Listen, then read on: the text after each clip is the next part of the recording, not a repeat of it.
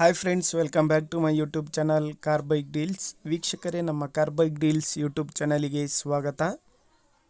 ವೀಕ್ಷಕರೇ, ಇವತ್ತು ಈ ವಿಡಿಯೋದಲ್ಲಿ ಹೋಂಡಾ ಆ್ಯಕ್ಟಿವಾದ ಪಂಪ್ ಫಿಲ್ಟ್ರು ಯಾವ ರೀತಿ ಕ್ಲೀನ್ ಮಾಡ್ತಾರೆ ಅಂತ ತೋರಿಸ್ಕೊಡ್ತೀನಿ ವೀಕ್ಷಕರೇ.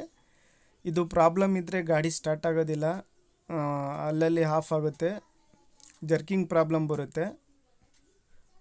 ನೋಡಿ, ಪೆಟ್ರೋಲು ಈ ರೀತಿ ಬರುತ್ತೆ. ಸ್ಟಾರ್ಟಿಂಗ್ ಪ್ರಾಬ್ಲಮ್ ಇರೋ ಗಾಡಿಯಲ್ಲಿ ಅಷ್ಟು ಕ್ಲೀನಾಗಿ ಬರೋದಿಲ್ಲ ಪೆಟ್ರೋಲು.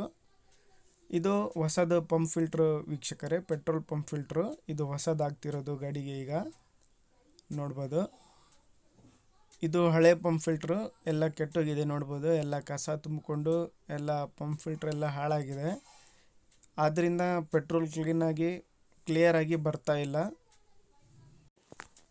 ಪೆಟ್ರೋಲ್ ಪಂಪ್ ಫಿಲ್ಟ್ರು ಇಷ್ಟೊಂದು ಗಲೀಜು ಮತ್ತು ಕಸ ಎಲ್ಲ ತುಂಬಿಕೊಂಡಿದ್ರೆ ಸ್ಟಾರ್ಟಿಂಗ್ ಪ್ರಾಬ್ಲಮ್ ಬರುತ್ತೆ, ಜರ್ಕಿಂಗ್ ಪ್ರಾಬ್ಲಮ್ ಬರುತ್ತೆ, ಆಫ್ ಆಗಿಬಿಡುತ್ತೆ ಗಾಡಿ. ಇದು ಪಂಪು ಎಲ್ಲ ಕ್ಲೀನ್ ಮಾಡ್ತಾರೆ ಇವಾಗ.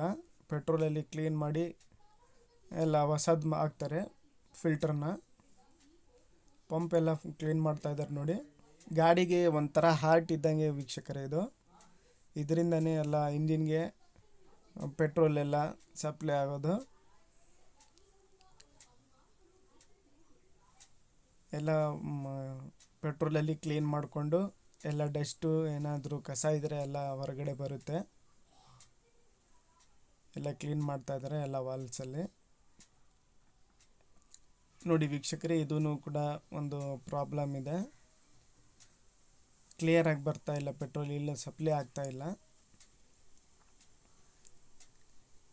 ಸ್ನೇಹಿತರೆ, ಇದೆಲ್ಲ ಕ್ಲೀನ್ ಮಾಡಿ ಹಾಕ್ತೀವಿ ನೋಡಿ. ಈ ರೀತಿ ಬರ್ತಾ ಇದೆ, ಈ ರೀತಿ ಬರಬೇಕು ಪೆಟ್ರೋಲ್ ಕ್ಲೀನಾಗಿ. ಈ ರೀತಿ ಸಪ್ಲೈ ಆದರೆ ಸ್ಟಾರ್ಟಿಂಗ್ ಪ್ರಾಬ್ಲಮ್ ಇರೋದಿಲ್ಲ ಗಾಡಿಯಲ್ಲಿ. ನೋಡಿ, ಎಲ್ಲ ಕ್ಲಿಯರಾಗಿ ಬರ್ತಾ ಇದೆ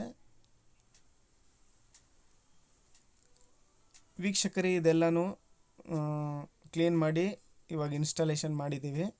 ಕ್ಲೀನಾಗಿ ಬರ್ತಾ ಇದೆ ಈಗ ವೀಕ್ಷಕರೇ. ನೋಡ್ಬೋದು, ಎಲ್ಲ ಸಪ್ಲೈ ಎಲ್ಲ ಭಾಳ ಚೆನ್ನಾಗಿ ಬರ್ತಾ ಇದೆ ಪೆಟ್ರೋಲಿಂದು.